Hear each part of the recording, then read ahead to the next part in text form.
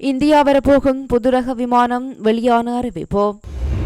இலங்கை வரும் சீன கப்பல் முந்திக்கொண்டு பறக்க உள்ள ராஜ்நாத் சிங். பல கோடி செலவில் கொத்தாகு கப்பல்கள் இந்திய கடற்படையின் அதிரடி நகர்வு. பாகிஸ்தானுக்கு நெத்தியடி கைகோர்க்கும் இந்தியா மற்றும் கிரீஸ். கிளம்பும் MiG-21 குவியும் தேஜாஸ். பேச்சுவார்த்தைக்கு அழைத்தது யார்? கொழுவில் போட்டுக்கொள்ளும் இந்தியா சீனா.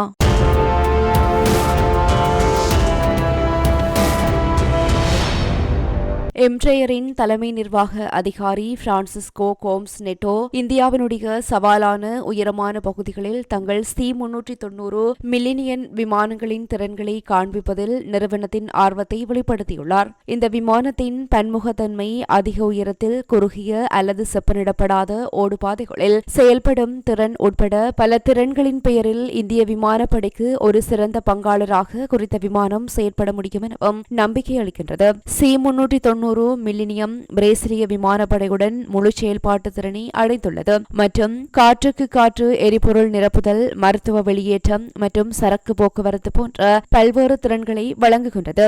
ஏர்ப்ஸ் மற்றும் லாக்ஹீட் மார்டின் விருப்பங்களுடன் இந்தியாவின் வயதான AN-32 போக்குவரத்து விமானங்களுக்கு மாற்றாக வரவுள்ளதாக செய்திகள் வெளியாகியுள்ளது.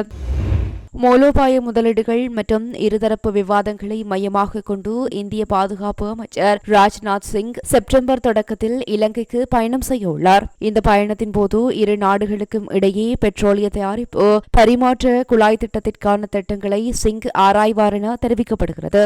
இலங்கை ஜனாதிபதி ரணில் விக்ரமசிங்க மற்றும் ஏனைய அதிகாரிகளுடனும் அவர் பேச்சுவார்த்தை நடத்த உள்ளதாக தெரிவிக்கப்படுகிறது. இந்தியாவிற்கும் இலங்கைக்கும் இடையில் நிலப்பாலம் மற்றும் தேசிய கட்டம் ஒன்றோடொன்று இணைத்தல் உள்ளிட்ட தற்போதைய இணைப்பு திட்டங்களுடன் இந்த விஜயம் ஒத்துப்போகின்றது. இலங்கைக்கு சீன கப்பலொன்று ஆராய்ச்சிக்கு வர இருக்கும் நிலையில் ராஜ்நாத் சிங்கின் விஜயம் அமைந்துள்ளதாக தெரிய வருகிறது. இந்திய கடற்படைக்கு 5 கடற்படை ஆதரவு கப்பல்களை கையகப்படுத்துவதற்காக இந்திய பாதுகாப்பு அமைச்சகம் இந்துஸ்தான் ஷிப்யார்ட் லிமிடெட்டுடன் சுமார் 19,000 கோடி ரூபாய் செலவில் ஒப்பந்தம் செய்துள்ளது. இந்த கப்பல்கள் விசாகப்பட்டினத்தில் உள்ள HSL நிறுவனத்தால் உள்நாட்டிலேயே வடிவமைக்கப்பட்டு கட்டப்படும் எனவும் தெரிவிக்கப்படுகிறது. இந்த கப்பல்கள் கடலில் உள்ள கப்பல்களுக்கு எரிபொருள், நீர், வெடிமருந்துகள் மற்றும் பொருட்களால் நிரப்புவதன் மூலம் கடற்படை நடவடிக்கைகளுக்கு முக்கியமான ஆதரவை வழங்கும். அவற்றினுடைய செயல்பாட்டு சகிப்புத்தன்மையை நீடிக்கும் எனவும் தெரிவிக்கப்படுகிறது. இந்த நடவடிக்கை பேரழிவு நிவாரணம் மற்றும் வெளியேற்றும் நடவடிக்கைகள் உள்ளிட்ட இந்திய கடற்படையின் மூலோபாய திறன்களை மேம்படுத்துகின்றது. இந்த திட்டம் இந்திய கப்பல் கட்டும் துறையை உயர்த்தும் எனவும் ஆத்ம நிர்பர் பாரத் மற்றும் மேக் இன் இந்தியா முயற்சிகளுடன் இணைந்திருக்கும் என்றும் எதிர்பார்க்கப்படுகிறது. கடந்த 2.5 ஆண்டுகளில் இந்தியா கிரீஸ் உறவுகள் கணிசமாக முன்னேறியுள்ளன.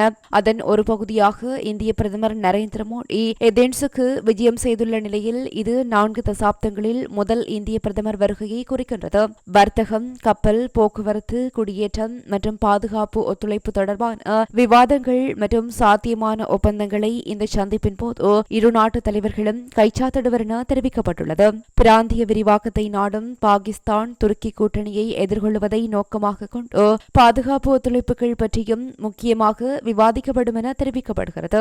இந்தியாவும் கிரேக்கமும் கூட்டு பயிற்சிகள் மற்றும் கூட்டாண்மை உள்ளிட்ட ராணுவ உறவுகளை வலுப்படுத்தி வருகின்றன. இந்த விஜயம் இந்தியா கிரீஸ் உறவுகளை அடுத்த படிக்கு உயர்த்தும் என்று எதிர்பார்க்கப்படுகின்றது. குறிப்பாக பாதுகாப்பு ஒத்துழைப்பு துறையில் பாகிஸ்தான் மற்றும் துருக்கி முன்வைக்கும் பகிரப்பட்ட சவால்களை எதிர்கொள்ளும் வகையில் இருக்கும் என தெரிவிக்கப்படுகிறது. MiG-21 விமானங்களுக்கு பதிலாக 100 கூடுதல் இலக்கு தேஜாஸ் Mk-1A போர் விமானங்களை வழங்க இந்திய விமானப்படை திட்டமிட்டுள்ளது. இந்த சுதேச விமானங்களுக்கான முன்மொழிவு பாதுகாப்பு அமைச்சிடம் சமர்ப்பிக்கப்பட்டுள்ளது. இந்துஸ்தான் ஏரோநாட்டிக்ஸ் லிமிடெட் உள்ளிட்ட போர் விமான திட்டத்தில் ஈடுபட்டுள்ள நிறுவனங்களுடன் இந்திய விமானப்படை சமீபத்தில் ஆய்வுக் கூட்டம் நடத்தியது. குறித்த கூட்டத்தில் எடுக்கப்பட்ட தீர்மானங்களின்படி தேஜாஸ் Mk-1A எனும் மேம்பட்ட எவியோனிக்ஸ் மற்றும் டிராடர்கள் கொண்ட அதிக திறன் கொண்ட விமானங்களை கொள்முதல் செய்வதன் மூலம் தனது உள்நாட்டு விமான கடற்படையை அதிகரிப்பதை IAF நோக்கமாக கொண்டுள்ளது. இது விண்வெளித்துறையில் நாட்டின் தன்னம்பிக்கைக்கு பங்களிக்கின்றது. இந்த திட்டம் ஆத்ம நிர்பர் பாரத் பிரச்சாரத்துடன் ஒத்துப்போகின்றது.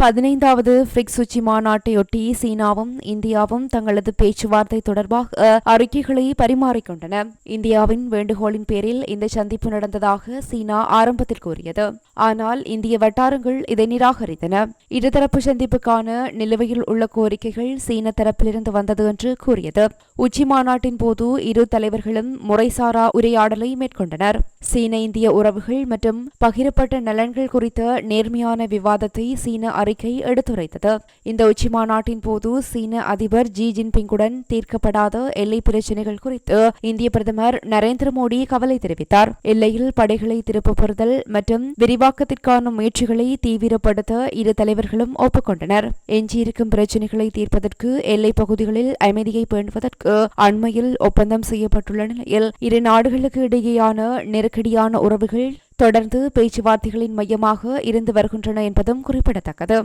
இத்துடன் சமூகம் டிவியின் பாதுகாப்பு செய்திகள் நிறைவடைகிறது. இதுபோல மேலும் பல வீடியோக்களை பெற சமூகம் டிவி நியூஸ் சேனலை சப்ஸ்கிரைப் பண்ணிக்கோங்க. கூடவே பக்கத்தில் இருக்க பெல் ஐகானையும் கிளிக் பண்ணிக்கோங்க. அப்படியே உங்களுடைய நண்பர்களுக்கும் ஷேர் பண்ணுங்க.